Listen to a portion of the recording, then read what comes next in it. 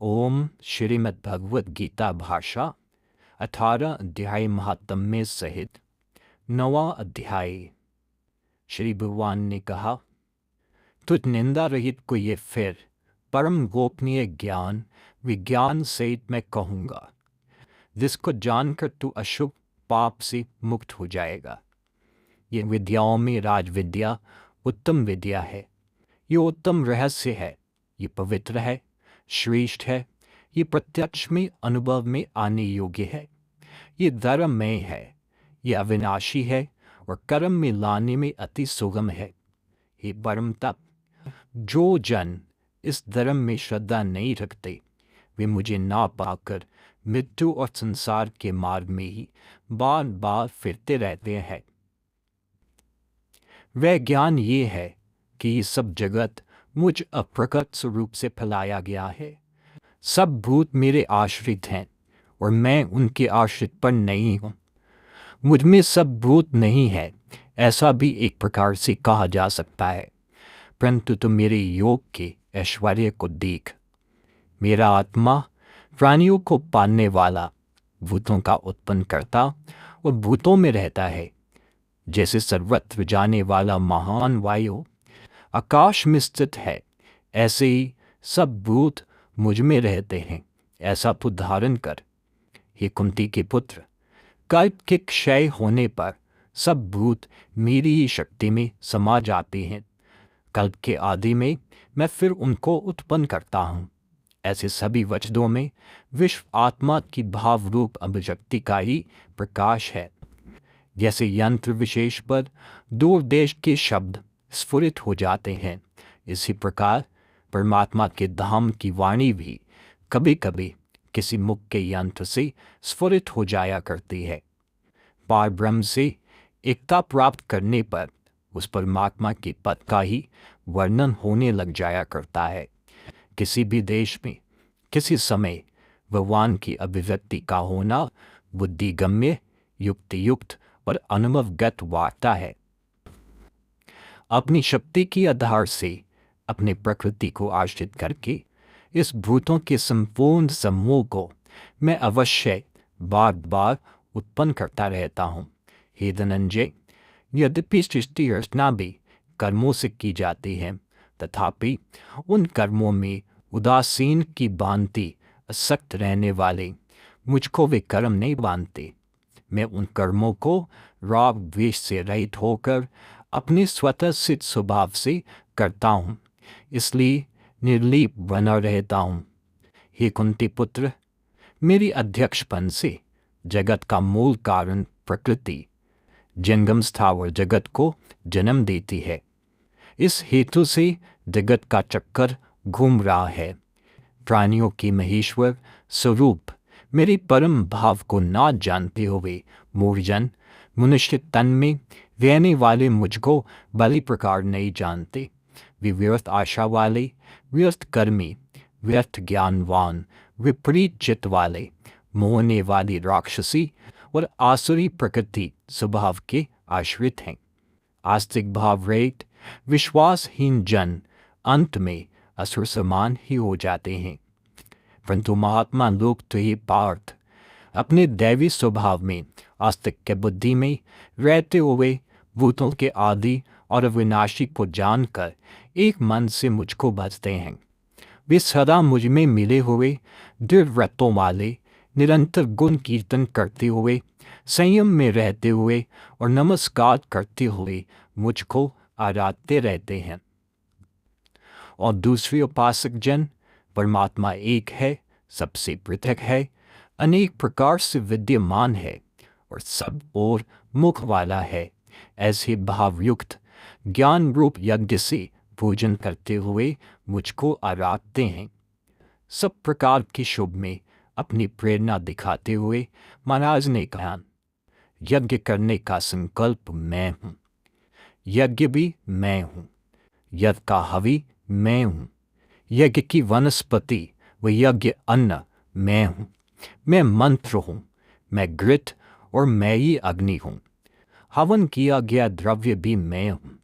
इस जगत का पिता, माता, धारण करता और पितामह मैं हूँ। जानने योग्य पवित्र ओंकार, ऋक, यजु और सामवेद भी मैं ही हूँ। इनमें मेरा ही प्रकाश, मेरी ही प्रेरणा है। मनुष्यों की गति, प्राणियों का पालक, प्रभु, साक्षी, निवास, शरण, हितैषी मैं हूँ। उत्पत्ति, प्रलय, स्थिति, आश्रय और अविनाशी बीज, प्रेरक कारण मैं हूँ। सूर्य के रूप में मैं ही तपता हूँ। वर्षा को रोकता और बरसाता मैं हूँ। अमृत और मृत्यु, प्रकट और अप्रकट, हे अर्जुन मैं ही हूँ। सब परिवर्तनों में और विकासों में एक ही विश्वव्यापी नियम काम कर रहा है। सारे कारण कार्य जगत में भगवान का आदि प्रेरक संकल्प ही परिणाम मात्र का कारण हो रहा है। इस विशाल ब्रह्मांड वृक्ष का बीज ईश्वरीय संकल्प है। तीनों वेदों की ज्ञाता, सोम रस पीने वाले, पाप रहित जन यज्ञों से मुझे पूछकर स्वर्ग की गति की प्रार्थना करते हैं। वे याजक पुण्य रूप देवलोक को पाकर स्वर्ग में दिव्य देवभोगों को भोगा करते हैं। वे वहाँ महान स्वर्गलोक भोग कर पुण्य कर्म फल समाप्त हो जाने पर फिर मर्त्यलोक में आ जाते हैं। इस प्रकार त्रय धर्म वाले फलों की कामना सहित जन जन्म मरण के चक्कर में पड़े रहते हैं। जो अनन्य भावयुक्त जन मुझको चिंतन करते हुए मुझे आराधते हैं, उन सदा मुझ में रहने वालों उपासकों का योगक्षेम मैं चलाता हूँ। हे कुंती पुत्र, जो भी श्रद्धा युक्त भक्त अन्य देवताओं का पूजन करते हैं, वे भी अवधि से मुझे ही पूजते हैं, क्योंकि मैं ही सब यज्ञों का भोक्ता और प्रभु भी हूँ। वे अन्य देव पूजक वास्तव में मुझे नहीं जानते, इस कारण आदर्श से गिर जाते हैं। वे जन्म मरण से पार नहीं पा सकते। अग्नि आदि देवों के पूजन के व्रतों वाले देवलोक को जाते हैं। पितरों को पूजन करने की व्रती पितृलोक को पाते हैं। भूतों के पूजक भूत लोकों को प्राप्त होते हैं और मुझको पूजन करने वाले मुझे ही प्राप्त करते हैं। जो भावनावान भक्त भक्ति से मुझे पत्र, पुष्प, फल, जल अर्पण करता है, उस प्रयत्नशील के भक्ति से भेंट किए हुए उस पदार्थ को मैं सेवन करता हूँ। ईश्वरीय की भक्ति के भाव से जो कुछ सेवा, उपकार, दान, बलिदान, कर्म किया जाता है और जो कुछ हरि भक्तों को दिया जाता है, वे सब ईश्वर अर्पण है, उसे भगवान स्वीकार करता है। ईश्वरार्चन की ये भी विधि है कि ये कुंती पुत्र, जो कार्य तू करता है, जो खाता है, जो तू होम करता है, जो तू दान देता है, जो तू तप तपता है, वह सब मुझे अर्पण कर दे। ये धारणा कर कि ईश्वर आदेश पालन करता हुआ मैं तदर्थ खान पान आदि किया करता हूँ। इस प्रकार अपने कर्तापन का अभिमान ना कर स्वार्थ रहित हो जा, यही उत्तम समर्पण है। इस प्रकार सब कर्म मुझे समर्पण कर देने से तो शुभ अशुभ कर्मों के फलों से और कर्मों के बंधनों से मुक्त हो जाएगा। इसी समर्पण रूप संन्यास योग से युक्त होकर मुक्त होने पर तुम मुझको ही पाएगा। मैं सब प्राणियों में समभाव से रहता हूँ। मेरे लिए ना कोई मनुष्य द्वेष करने योग्य है, ना कोई प्रिय है। भेद केवल ये है, जो जन मुझे भक्ति से बचते हैं वे मुझ में है और मैं उनमें हूँ। यदि कोई बड़ा दुराचारी भी एक भाव से मुझे आराधता है तो वे साधु श्रेष्ठ ही माना जाना चाहिए, क्योंकि वह अच्छे यथार्थ निश्चय युक्त है। ऐसा निश्चयवान शीघ्र धर्मात्मा हो जाता है और सदा की शांति को पा लेता है। हे कुंती पुत्र, तो निश्चय पूर्वक जान ले कि मेरा भक्त कदापि नष्ट नहीं होता, उसका उद्धार अवश्य ही हो जाता है।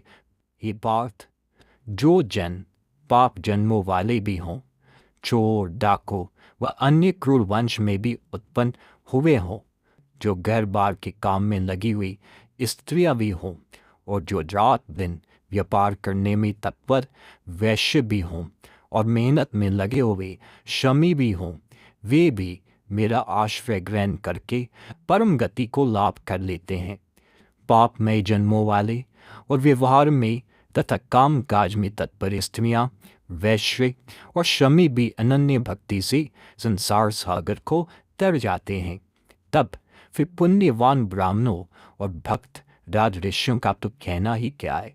उनको मेरी आराधन का अवकाश बहुत ही अधिक मिलता है, इसलिए वे शीघ्र अपना कल्याण कर सकते हैं। इस कारण इस नाशवान सुखरहित लोक को पाकर तुम मुझको आराधित कर, मुझ में मन को लगा, मेरा भक्त बन, मेरा पूजन कर और मुझको नमस्कार कर। इस प्रकार अपने आत्मा को मुझ में जोड़कर मेरे आश्रित होकर तुम मुझे ही पाएगा। ओम तत्सत। इस प्रकार श्रीमद् भगवद गीता रूप उपनिषद ब्रह्म विद्या अंतर्गत योग शास्त्र में श्री कृष्ण अर्जुन संवाद का राज विद्या राजगुह्य योग नामक 9वां अध्याय समाप्त हो।